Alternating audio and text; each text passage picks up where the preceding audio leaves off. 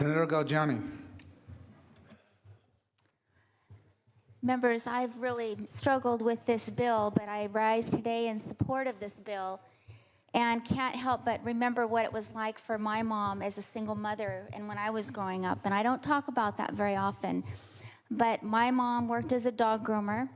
She made about minimum wage, less than $100 a week. She couldn't afford a babysitter, so she had us take the bus to her place of work, and we would do our homework there, and then we would go over to the Kmart shopping center where we would hang out at a bookstore that was in that center, and we would read comic books and wait for my mom to get off work. And then when she got a little bit of a raise, she was able to get us a membership at the YMCA.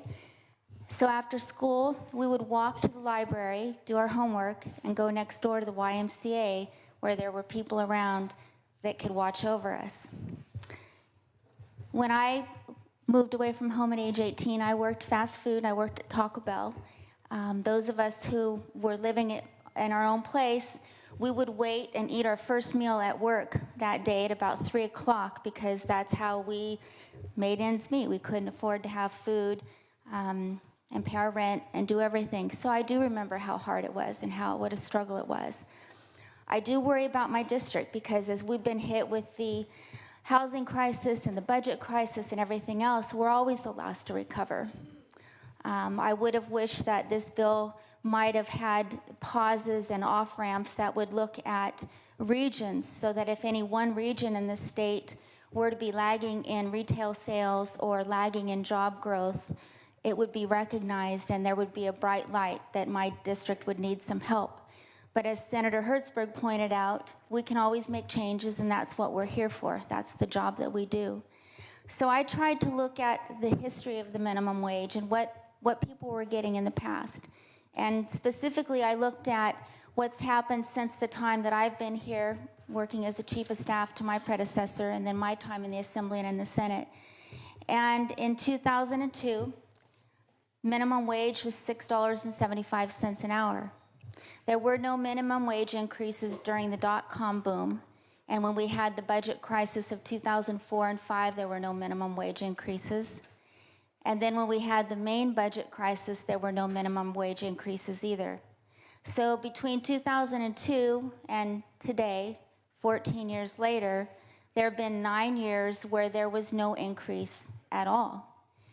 And if you look at the increase of $3.25 over 14 years, what that really averages out to is about 3.4% each year, or 23 cents an hour each year. So I think that what we're doing today is going to help a lot of families, a lot of people who really, really struggle. And as I look around my district, I see it's very obvious that there's less money in my district and that people are really hurting.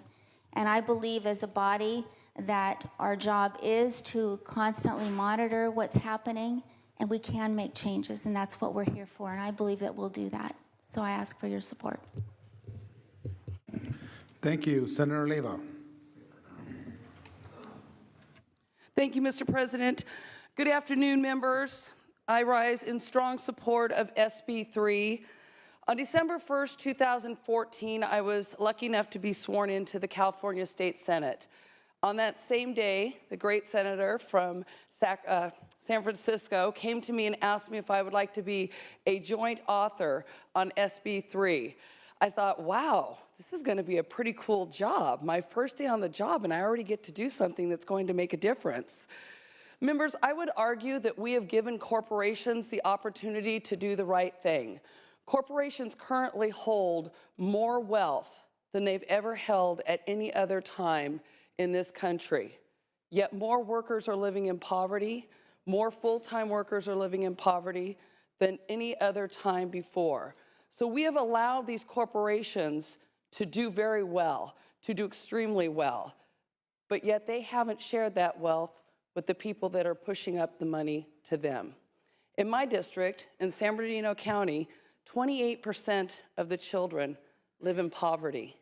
This is because mom and dad are working harder than they've ever worked before, but their minimum wage jobs aren't letting them pay the bills. Members, for the last 20 years, We have seen a race to the bottom when it comes to wages both here in California and across the country. The Walmartization of California and the United States has taken a huge toll on workers everywhere. Instead of focusing on making sure that workers have a job that can pay their bills, the focus of corporations has been to wildly increase their profits off the backs of their workforces. So here today, we have an opportunity to say no more. Most people who work full-time or close to full-time also receive state aid. I think that's wrong, and I think all of you would agree with that. We talk about education being an investment in our future. I would say that eradicating poverty is an investment in all our collective futures. After all, Californians work hard, and they should be rewarded for their labor. As we have done so many times before, California now stands to lead in this industry, in this historic legislation. A living wage should not just be a reality for employers, but rather something within the reach of all employees that are willing to work hard to ensure a brighter future for themselves and their loved ones. I have been told on numerous occasions that there are different bills that we author and pass here in the legislature that make it hard for businesses to do business in California. But no one has ever said to me, boy, we sure are making it hard on workers because they have to live on part-time jobs, low-wage jobs, and in many instances, temporary jobs. I, too, did a little research for comparative purposes. In 1988, some of you have heard me tell this story, in 1988, when my husband and I got married, we were both making $13.50 an hour.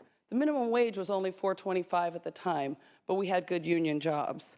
The house that we were able to buy at age 21 and 23 was $99,990, just short of $100,000. Gas was 95 cents a gallon, and a dozen eggs was 65 cents. So when we talk about things going up, everything is already going up around us except wages. Right now, a house is about $300,000.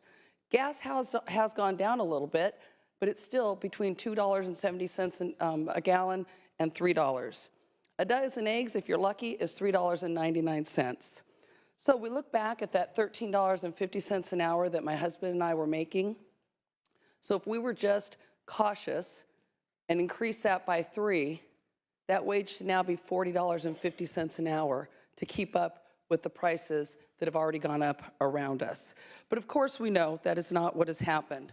So the minimum wage is just a way for us to say, we believe in you, we want to make sure that we can lift folks out of poverty. I understand that some opponents are afraid of the unknown since we would be raising California's minimum wage over time to several dollars above where we stand. But I would also point to the fear and uncertainty that a low-wage worker feels and lives every single day, that they may be evicted from their apartment and not be able to feed or buy clothes for their children simply because they can't make ends meet. Californians deserve better. So members, today, let us dare to expect more for everyone in our society. Let's begin today with a race to the top so that all workers who work full-time can provide for their families. After all, members, a good job, not any job, but a good job fixes a lot of what ails us in society. The good senator from Temecula and I don't always agree on a lot, but I would also agree that this is absolutely feel-good legislation, because for the workers that this affects, they're going to feel good when they can pay their electric bill. They're going to feel good when they can put groceries on the table for their family. And they're going to feel good when they can buy a pair of shoes for their son or daughter to go to school. So members, in honor of Cesar Chavez, si se puede, we can do it. I urge an aye vote. Thank you. Thank you. Senator Fuller. Mr. President, members, and guests, this approach today that we have been debating might make sense for big coastal cities in California who have already voluntarily passed their own minimum wage increase, because the ability to do that exists. And communities that want to do that have gone ahead and done that. They have relatively low unemployment with a high cost of living. But this is not the case for all of California. Emerging from the recession has not been equal across this state. Some inland cities, especially valley cities like Bakersfield, Fresno, and other countless rural communities, especially in my San Bernardino County area, these areas do not have the same cost of living problems as some California, especially coastal cities. $150,000 home in Bakersfield costs over $750,000 in San Francisco. For every $1 you spend on cost of living in Bakersfield, you have to spend $2.30 in San Francisco. And the list goes on and on. However, while it is less expensive to live in Bakersfield, our unemployment numbers are startlingly higher than the coastal communities and some other of the big cities in California due to overregulation and cost-driving factors that we haven't been able to fix. We have suffered from legislative policies that didn't work and a regulatory stranglehold on industries that traditionally supply countless jobs. Of the 10 most populous California cities, only 2 of them have unemployment over 6.5%. It should be no shock that these 2 cities are situated in the valley, with Bakersfield at 9.6% and Fresno at 11.5%, almost double the state average. A one-size-fits-all approach would have extremely negative consequences for a very large number of Californians. That is why a blanket approach is wrong. While this piece of legislation does provide certain off-ramps, and those are appreciated, it does not take into account the wide disparity of unemployment rates between counties, as legislation from other states has. Let the local governments and communities decide for themselves what works best. They know their facts. They know their circumstances. They want to thrive. Before the residents of some California communities are even able to think about the cost of groceries, they are faced with the fact that they cannot get a job. They cannot put food on the table in the first place. I urge a no vote for the constituents of my district. Thank you, Senator Fuller. Senator De Leon.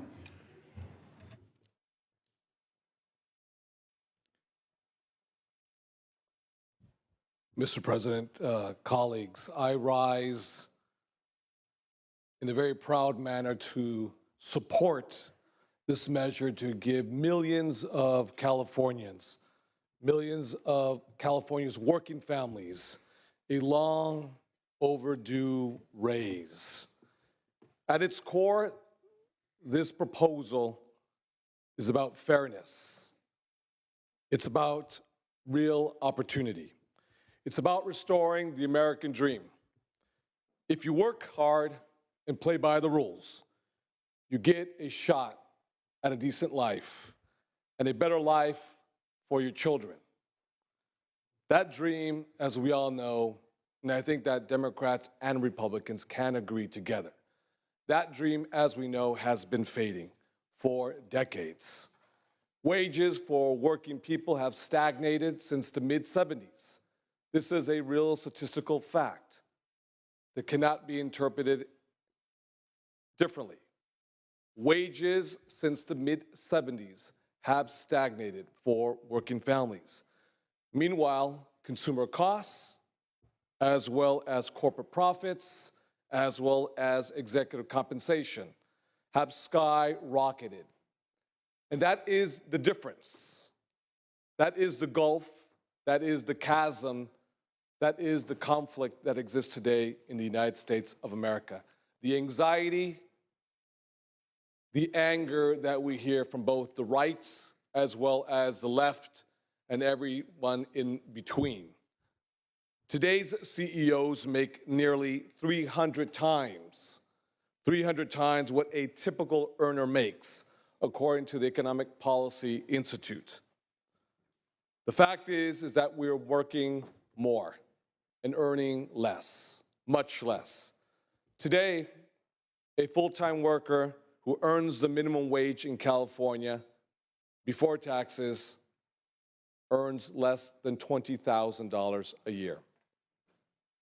A worker who works full-time in California before taxes earns less than $20,000 a year. That's less than the federal poverty line for a single breadwinner for 2 children. That's not a living wage. That, in fact, is a poverty wage. It's not enough to even cover the basic necessities, such as health care and child care, much less save for the future. Now, as was mentioned before earlier, we'll be tackling that issue with regards to retirement security. And that doesn't even include the issue of wage theft, where we lose hundreds of millions of dollars on an annual basis. In fact, the city of Los Angeles loses on an annual basis due to wage theft $1 billion a year. Colleagues, with this vote, we are working for working families. And how fitting is it that we do this today on Cesar Chavez Day? Opponents will say, they have said, that the minimum wage is not intended to support a family. That is correct. There's no dispute there. That it is, in fact, for the young, unskilled workers who are just getting started.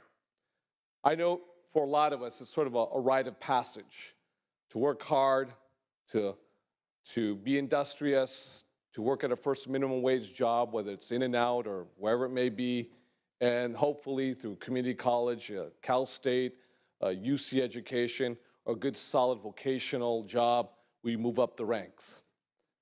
But that narrative is inaccurate for millions of workers today because it is non-existent for the individuals who work as valet workers, security officers, and other types of jobs who stay there year after year after year after year with the same minimum wage job with no health benefits whatsoever.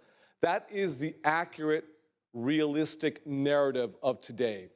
Not the high school teenage kid that works at Carl's Jr. That's that rite of passage of working for minimum wage and then you just move up the ranks eventually. The narrative is all the men and women who are up today in the gallery, who work these jobs every single day, doing everything possible to put a roof over their child's head, to put the food on the table and the clothes on their child's back. That is an antiquated narrative that is non-existent today. It does not reflect our reality. Take, for example, Belia Perez from Tracy. She works in a food processing plant in Central Valley, and she struggles to support her family on minimum wage. But she's just one of millions with a similar predicament. Today, 5 million Californians, that's roughly 1/3, 32% of Californians earn less than $15 an hour. That is a stunning statistic. You have often heard me say at press conferences here on this very same floor, we are the 7th largest economy on planet Earth. Not in the United States, not in North America or the Western Hemisphere. On Earth. When we disaggregate the data, as we all know, on some parts of the states, feels like the second Gilded Age. In other parts of the state, where we go down Central Valley and we make a left, and we go to Inland Empire, you feel the stagnation and you feel that no one has felt the positive economic resurgence of being the 7th largest economy in the world. I think we all believe that lifting these people from poverty into a living wage is one of the biggest economic stimulators that we can have in the state of California. Many of these workers don't just work full-time for minimum wage. They work 2 or 3 jobs to make ends meet. At $15 minimum wage, that would probably perhaps be barely enough to exceed the federal poverty line. And at the time, it would surely have helped my mother, that time a single mother with 3 children, and someone like Belia Perez, who lives at the processing plant or works at the processing plant in Tracy. This is not by any stretch of the imagination a luxurious standard of living. Colleagues, today we are investing in our human capital, Californians. We are investing in our future. We're making a pragmatic decision by voting on this measure, SB 3, today, as opposed to allowing the external forces to make the decision for us. It's pragmatic. It is smart decision-making. It is our responsibility as elected officials to take on the controversial issues. No matter how polemic and polarizing they may be, we make those decisions on this Senate floor as well as the Assembly floor. It is pragmatic because once it becomes enshrined into law constitutionally and the people vote for the measure, you can't roll it back. You can't make a fix here or there. You can't make a modification, it must be. That's why it gives us the flexibility to do what we need to do as we move forward with whatever type of economy that we face. This is a higher minimum wage, but a smarter minimum wage. It provides the uniformity across the board. I cannot tell you how many phone calls I have received by city council members as well as county board of supervisors, both Democrats as well as Republicans. Thank you very much. It relieves us from the pressure of making the decisions at the local level. We appreciate this. This is from our Republican friends who are city council members as well as supervisors throughout the state of California. Of course, you know I'm going to have to publicly oppose this measure, but wink, wink, thank you. This is reality. These are the phone calls I've received the past week. I want to thank the good colleague from La Miranda because the statistics that he provided and articulated are as accurate as they are. In 1976, the minimum wage was $2 an hour. 1976. Now, with a national CPI index, and of course, the national CPI index is much more conservative than our state index, which we use as a methodology, San Francisco and Los Angeles County, highly weighted for 2 very big urban areas. The national CPI is much more conservative and less robust as our state CPI. Using the national CPI, 1976, minimum wage, $2 an hour. Again, no legislative action. If there were no legislative action at all whatsoever, fast forward today, the minimum wage would be $5.68. $5.68. That's an increase of $3.68 over a course of 40 years. Now be mindful, again, national CPI with a cap of 3.5%. That's a $3.68 pay increase over a course of 40 years. That is an instrument, a tool, an economic tool that's indisputable.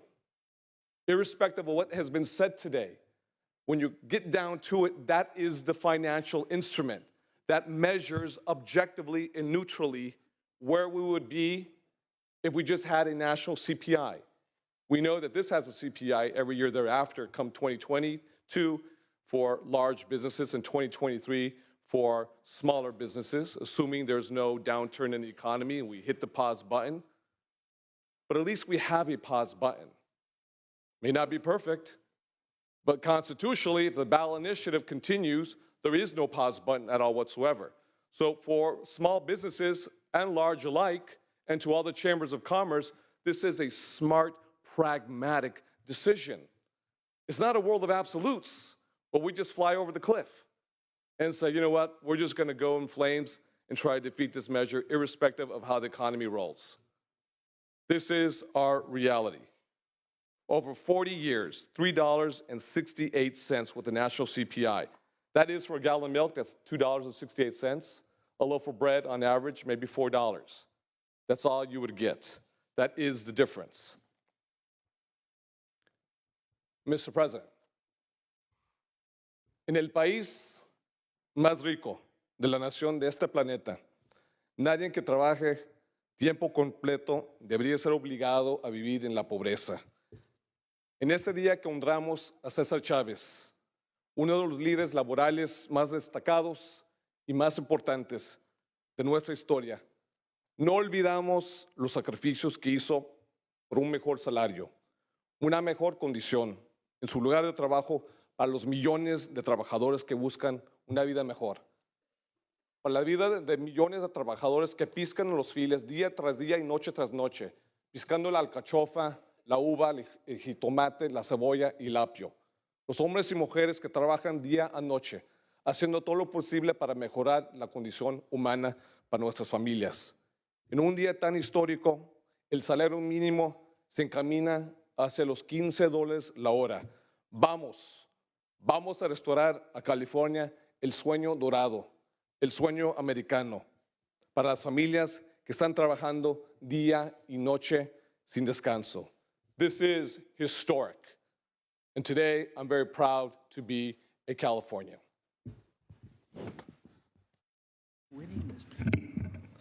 Thank you, Senator De Leon. Senator Morale.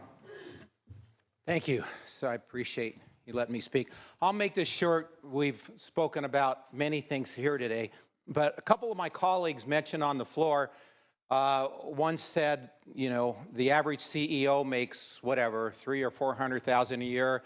Another one talked about holding corporations who hold their money.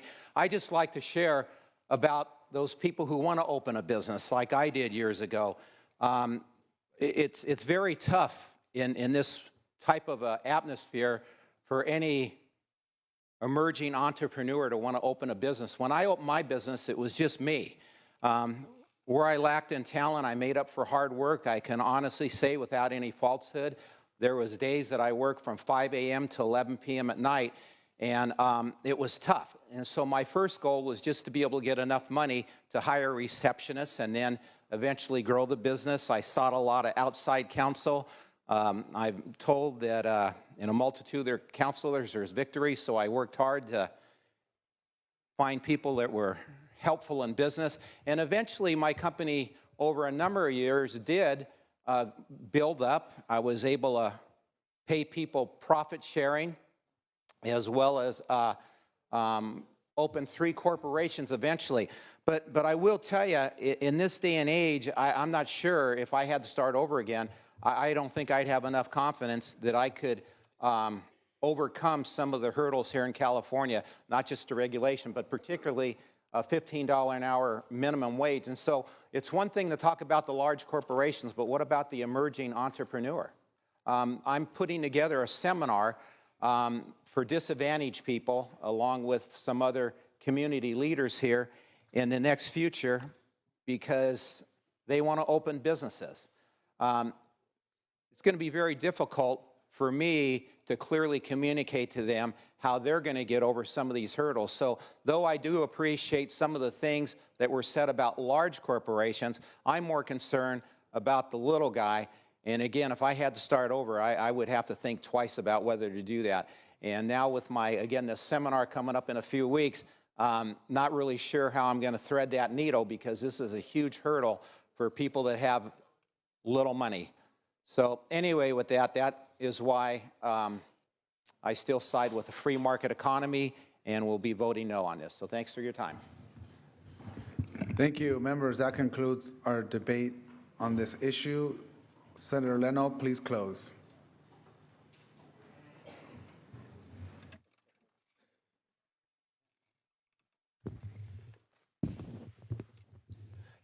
Thank you, Mr. President. Colleagues, good demonstration of variety of beliefs, representing how we see the world, how we believe our districts and constituency of the world.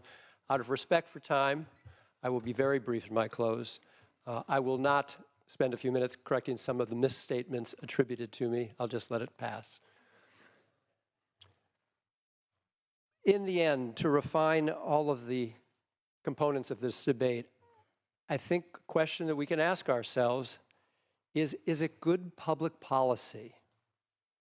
Is it good public policy to allow for the legal payment of sub-poverty wages and all of its ramifications? Is it good public policy to have millions of Californians trapped in sub-poverty wages and literally living paycheck to paycheck at fear of inability to pay rent next month because someone got sick or the car broke down, and now you're teetering on the edge of homelessness?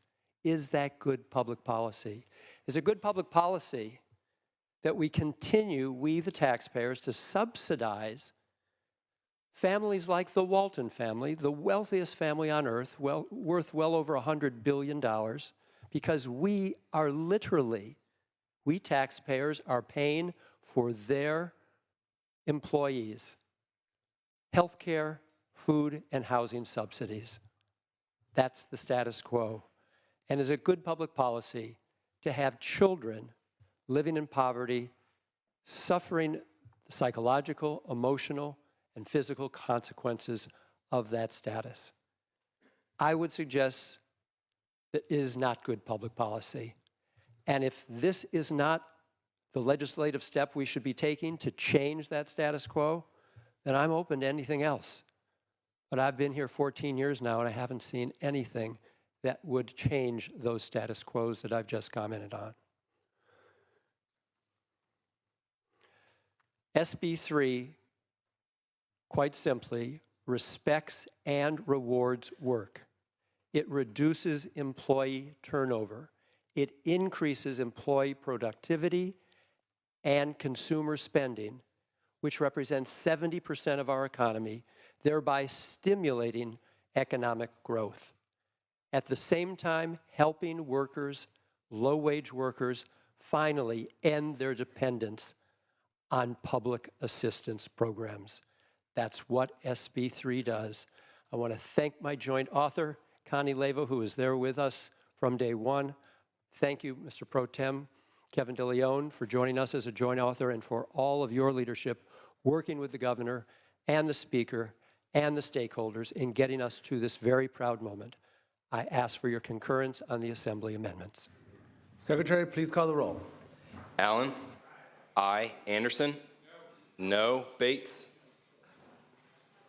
No. Bell? Aye. Berryhill? Block? Aye. Cannella? No. De Leon? Aye. Fuller? No. Gaines? No. Galgiani? Aye. Glazer? Aye. Hall? Aye. Hancock? Aye. Hernandez? Aye. Hertzberg? Aye. Hill? Aye. Weso? Aye. Huff? No. Jackson? Aye. Lada? Aye. Leno? Aye. Leba? Aye. Liu? Aye. McGuire? Aye. Mendoza? Aye. Mitchell? Aye. Monning? Morlock? No. Morrell? No. Wynn? No. Nilsson? No. Pan? Aye. Pavley? Aye. Roth? Aye. Runner? Stone? No. Vidak? No. Wykowski? Aye. Wolk? Wolk, aye. Secretary, please call the absent members. Berryhill? Monning? Aye. Runner? Ayes 26, noes 12. The Assembly amendments are concurred in.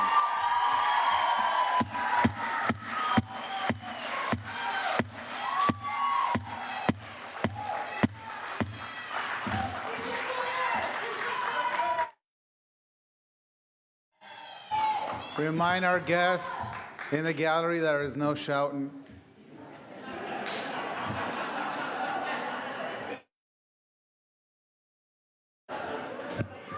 Senator De Leon, the desk is clear. Senator Monning. Thank you, members. We will stand in adjournment and reconvene on Monday at 2 p.m. Monday, 2 p.m. The Senate will be in recess until 3:30, at which time the adjournment motion will be made. We will reconvene Monday at 2 p.m., members. Have a great weekend.